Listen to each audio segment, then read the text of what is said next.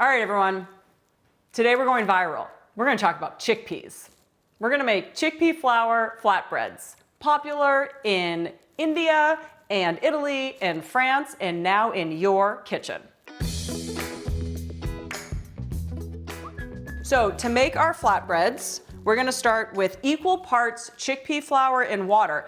Doesn't matter, you can scale up or down because it's equal parts. So this is 1.5 cups and 1.5 cups.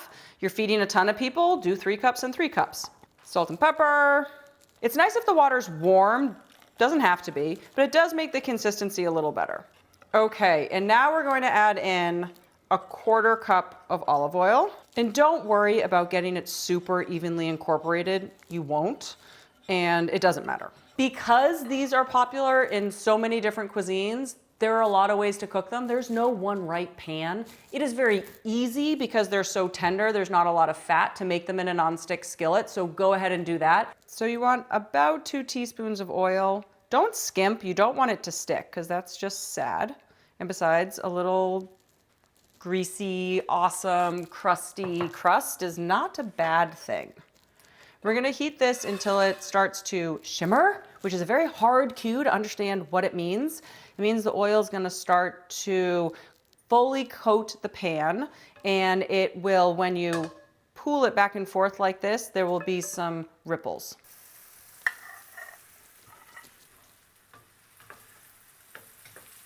You should flip the flatbread when you have the confidence to, is the most important thing because it's rather large, but also you want there to be some browning on the sides and you want it to be sort of starting to feel solid. 2 spatulas.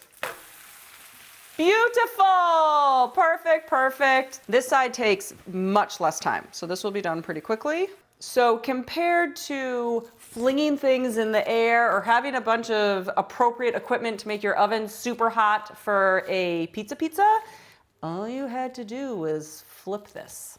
That was so easy. But with this beautiful base, now all the same fun things that will apply to sort of those thin crust pizza toppings apply here. We're gonna make a nice arugula salad thing to jumble on top. Side lesson, because I love teaching those, is when any type of raw allium, the onion family, this is a shallot, goes into a salad, I always put the vinegar on top and let that hang out to sort of soften it. For this one, I'm going sort of, I don't know, Italian light in flavor. So we have some very thinly sliced fennel, some tarragon. Really, it's just these sharp, fresh flavors to contrast with this really savory base. I'm actually gonna sprinkle on a little goat cheese right on top so the warmth from the flatbread just softens it a little. And then I'm also gonna sprinkle some into the salad. So we get 2 doses of cheese because we all want 2 doses of cheese. A little more olive oil than vinegar. Throw in the shallots and the vinegar. All right, dressing. Leave a little crust so people can pick it up with their hands. And then we're gonna cut it. Hear that crunch? That's because you added enough oil to the pan, so it got a little crispy. So there you have it. Look at this, chickpea flour flatbread. Doesn't that look delicious? I want to eat this all the time.